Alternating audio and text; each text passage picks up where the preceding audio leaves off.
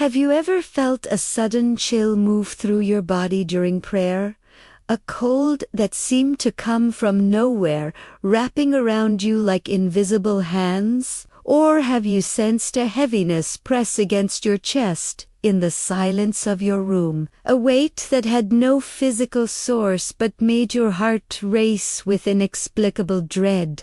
These moments terrify us because we sense something beyond ourselves, something we cannot see but can surely feel, and in that terror we wonder if we are alone, if we are vulnerable, if something dark has taken notice of our soul. Yet what if I told you that this very fear, this very awareness, is the beginning of your protection? What if the chill you felt was not a sign of abandonment, but the first tremor of a spiritual earthquake about to shake the foundations of evil itself? You are sitting in your room right now, perhaps on the edge of your bed or in a chair by the window. The light is dim, maybe just the glow of a lamp or the pale wash of evening coming through the curtains. In your hand or on the table beside you rests your phone, that small glowing rectangle that brought you to this moment,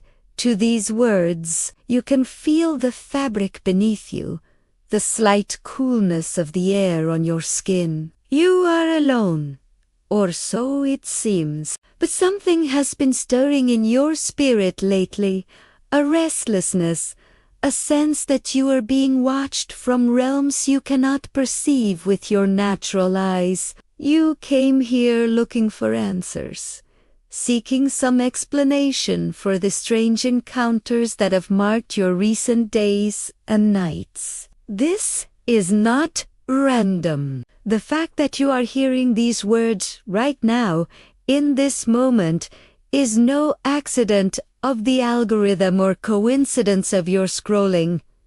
You have been called to attention. The confusion you have felt, the fear that wakes you at 3 in the morning, the sensation of being caught between two worlds, these are not signs of your weakness or your imagination running wild. They are the fingerprints of God upon your life, the touch of divine intention pressing into your awareness. You are being prepared for something. The veil between the seen and unseen has grown thin around you, and this thinness is not a curse but an invitation. Saint Seraphina of the hidden flame knew this truth intimately. She lived in a time when the darkness seemed overwhelming, when evil walked boldly through the streets and into the hearts of those who had forgotten the power of the sacred. She spent years in deep communion with the divine, and in her journals she recorded encounters that would make your spine straighten and your breath catch.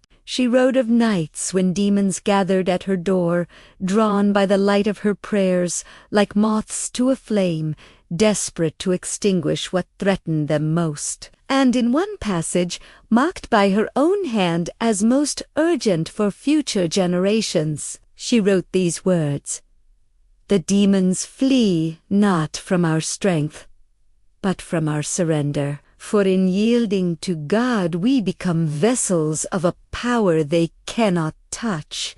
Let me tell you what happens in the realm you cannot see when you begin to pray with true intention. The moment your heart turns toward God, the moment your lips form words of devotion or your mind simply reaches upward in silent longing, something shifts in the spiritual atmosphere around you. It is as though a light switches on in a dark room, and suddenly everything hidden becomes visible to those who dwell in that dimension. Angels, those ancient beings of fire and purpose, turn their attention toward you. They have been assigned to you since before you drew your first breath, and they wait constantly for moments when you consciously align yourself with heaven. Your prayer is like a signal flare, and they respond with movement, with action, with the drawing of boundaries around your soul that nothing unholy can cross. But it is not only angels who notice. The adversaries, those fallen beings who have made it their mission to steal and destroy and blind, they also perceive this shift, and they react not with indifference but with agitation, with fear, with a desperate need to interrupt what you have begun. You see, every prayer you speak is a declaration of allegiance, a choosing of sides in a war that has raged since before the foundations of the earth were laid. And the side you choose when you pray is the side that has already won, though the final chapter has not yet been written in time.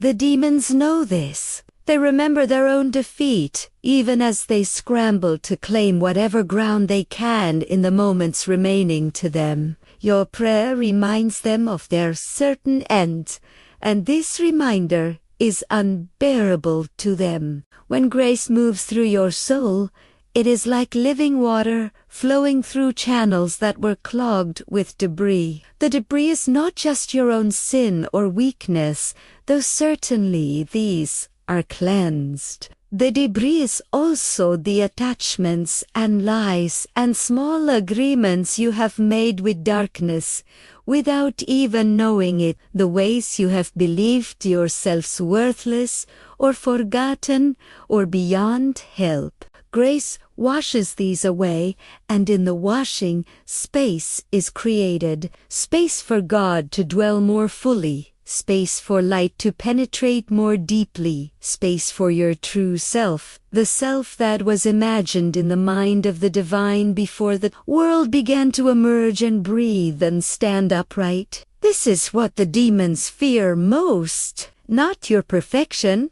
for they know you will stumble, not your strength, for they see your human frailty. They fear your awakening to who you actually are in the eyes of heaven. Are you beginning to see why they have been so active around you lately? Why the strange occurrences have intensified? Why the sense of opposition has grown stronger? It is because you are waking up. Something in you is stirring. Some part of your soul that has been asleep or suppressed or convinced it had no power, and this stirring is a threat to the kingdom of lies. Now listen carefully to what I am about to tell you, because this is where many people become confused and fall into either pride or despair. You have been feeling your own weakness acutely. Have you not? Perhaps you have struggled with the same sins over and over, or perhaps you have felt inadequate in your faith, unable to pray with the eloquence or consistency you think is required. You look at others who seem so confident in their spirituality, and you feel like a child stumbling in the dark. You think this weakness disqualifies you from being used by God, from being a warrior in this unseen battle, from being someone the demons would even bother to oppose. But here is the sacred truth that will change everything. Your weakness is precisely why you have been chosen for this. God does not call the qualified. He qualifies the called. He does not look for those who have it all together. He looks for those who know they are broken and who turn to Him in their brokenness. The demons can do nothing with your weakness as long as you lay it at the feet of the Almighty. They can only exploit what you try to hide or what you depend on in your own strength. But when you come before God empty-handed, trembling, admitting that you have nothing to offer but your willingness to be filled, you become dangerous to the forces of darkness, because now you are a vessel that heaven can pour itself through without obstruction. Saint Seraphina understood this. She was not a strong woman by the standards of her world. She was small, often ill, subject to doubts and fears, like anyone else. But she learned to bring every weakness, every trembling moment, every failure into the light of God's presence. And in doing so, she became a conduit of such power that demons would literally manifest in visible form and flee from rooms she entered, not because of who she was in herself, but because of who she carried within her. You are being called to the same path. The signs you have been experiencing, the spiritual sensitivity that has opened up in you, these are not burdens to endure, but gifts to steward. You have been given eyes to see into realms most people ignore, ears to hear the whispers of both light and darkness. This is not a curse. This is a commission. But you must learn discernment, because not every spiritual experience is from God, and not every feeling of intensity is divine. So how do you tell the difference? How do you know when you are encountering the true touch of heaven versus the counterfeit that darkness offers? The answer lies in the fruit that follows. When God touches your life, even if the initial encounter is overwhelming or frightening, the end result is always peace. Not the absence of challenge, but a deep settledness in your soul, a knowing that you are held and loved and guided. Divine encounters produce clarity, not confusion. They lead you toward greater compassion for others, greater humility about yourself, greater hunger for truth and righteousness. They make you more human, more alive, more connected to both heaven and earth. Demonic encounters, by contrast, leave you scattered, obsessed, isolated, or inflated with pride. They produce fruit that tastes sweet at first, but rots quickly, leaving you emptier than before. They drive you away from community, away from accountability, away from the simple practices of faith that have sustained believers for thousands of years. If what you are experiencing leads you deeper into prayer, deeper into scripture, deeper into loving service of others, then you can trust its source. If it leads you into secret knowledge that makes you feel superior, or into fear that paralyzes you, or into experiences that become ends in themselves rather than means to knowing God, then you must reject it, no matter how powerful or real it feels. Now, I am going to give you something practical, something you can use in the moments when you feel that presence, when the chill runs through you, or the weight presses down, or the sense of being watched becomes overwhelming. There is a prayer, simple and short, that you can speak silently in your mind or whisper with your breath. It is not a magic formula, and it does not guarantee that every difficulty will vanish instantly, but it is a tether, a way of anchoring yourself to truth when everything feels unstable. When the darkness presses close, simply pray this: Jesus, fill this space with your light. That is all. 12 words or fewer.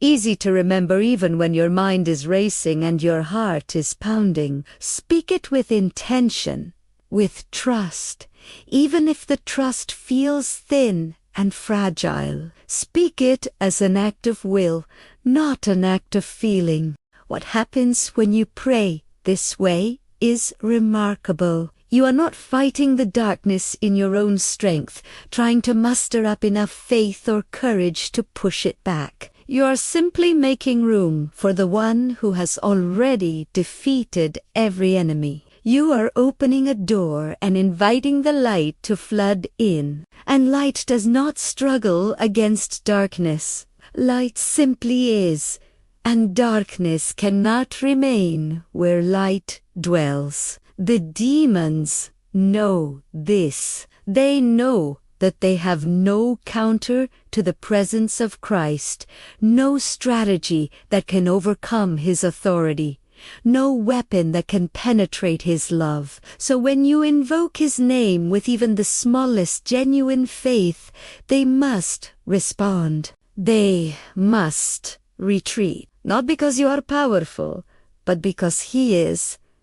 Are you beginning to understand what you carry now? The responsibility and the privilege of it. You are not alone in this journey. I need you to hear that and believe it, because the enemy's favorite tactic is to isolate you, to convince you that no one else would understand, that you are strange or broken or cursed. But the truth is that you are surrounded by a great cloud of witnesses, both those who have gone before you and those who serve in realms beyond your sight. The saints who walk this path ahead of you, who faced their own demons and discovered the power of surrender.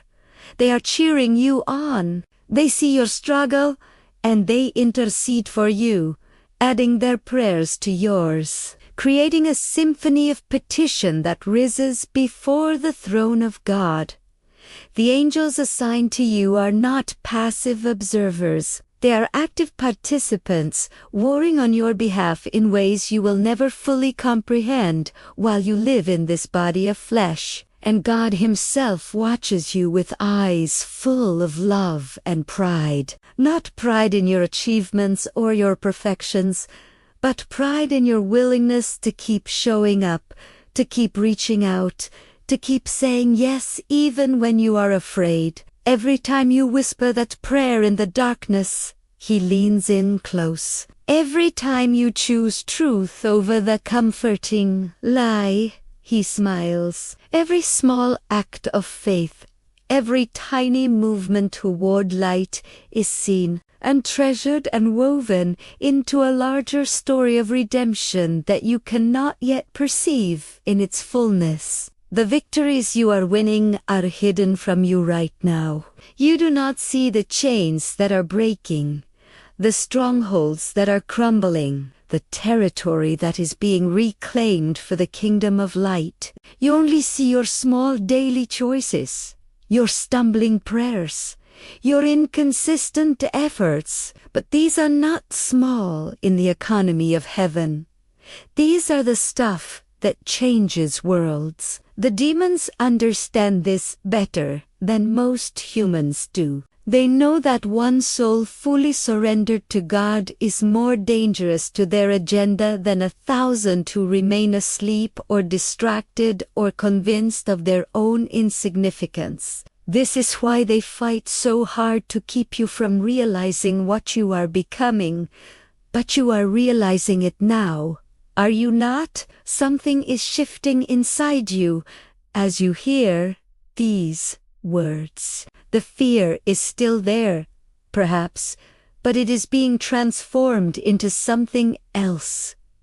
Into awe, into purpose, into a strange kind of joy that comes from knowing you are part of something infinitely larger than yourself. The very sign that terrified you, the chill or the weight or the presence that made you search for answers, is becoming a doorway. Not a doorway into darkness, as you feared, but a doorway into deeper communion with the God who made you and knows you and has plans for you that will take your entire lifetime to unfold.